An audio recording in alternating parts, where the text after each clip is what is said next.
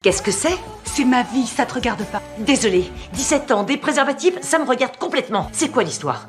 Tu couches tout de même pas avec John Roland? Face à mes questions, Anna m'a répondu calmement qu'elle était tombée amoureuse de John. En entendant ce nom, j'ai eu un haut le cœur. Je n'aurais jamais imaginé que l'homme dont Anna était amoureuse soit mon ancien amant d'il y a 10 ans. John et toi?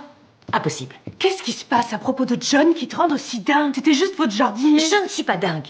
Et j'ai rien à ajouter. Tout a commencé quelques jours plus tôt. Carlos et moi avions emmené les enfants au restaurant. Et nous avons découvert par hasard que John, le jeune homme pauvre d'autrefois, était devenu le propriétaire de ce restaurant. Je me suis payé ça avec l'argent du divorce. Ah bon? T'es divorcé?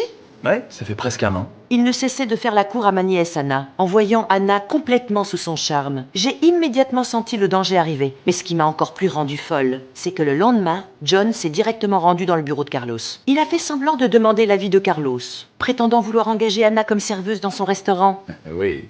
Pourquoi continuer avec les étant donné notre histoire? Dis juste, je me suis fait votre femme. Tu aurais tort de croire que je t'ai pas pardonné. Seulement, à chaque fois que je te vois, j'ai envie de te coller mon poing dans la figure. Mais Carlos a accepté sans hésiter. Quand je l'ai appris, j'ai explosé de colère. J'en étais sûr, t'es jalouse. Jalouse de qui? De ton petit canon de nièce qui bosse pour ton ex-amant. Quoi? Ouais, tu craques toujours pour lui. N'essaie pas de nier, je t'ai vu. Ah bon? T'es divorcé?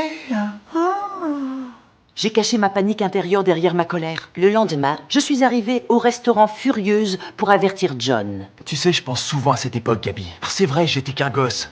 Je pouvais rien t'offrir à part le sexe. Attends, doucement, doucement. De quoi tu parles? De l'argent, j'en ai maintenant, Gabi. Quand je t'ai revu avec une grosse tache sur ton t-shirt, je me suis dit, c'est dommage, cette femme est tellement belle. Elle serait mieux à boire du champagne sur un yacht. Alors que j'étais complètement bouleversée, il s'est soudain penché vers moi et m'a embrassée avec force. Et au même moment, Anna est entrée et a tout vu. J'étais terrifiée. J'ai couru jusqu'à la maison pour essayer de lui expliquer. Ah ouais, c'est quoi? T'es tombée et ta langue s'est retrouvée par hasard dans la bouche de John? J'ai pas embrassé John, c'est lui qui m'a embrassée. Et il n'y a jamais eu d'histoire de langue. Ok, t'as le droit d'avoir ta version. J'ai la mienne. On verra laquelle oncle Carlos voudra bien croire. N'ayant plus aucune issue, j'ai avoué toute mon histoire à Anna. Après m'avoir écoutée, elle a sorti la photo autocollante que j'avais cachée. Écoute, Anna, j'aime ton oncle Carlos. On est vraiment très heureux de vivre ensemble. Je t'en prie, ne le blesse pas. Ne remue pas le couteau dans la plaie.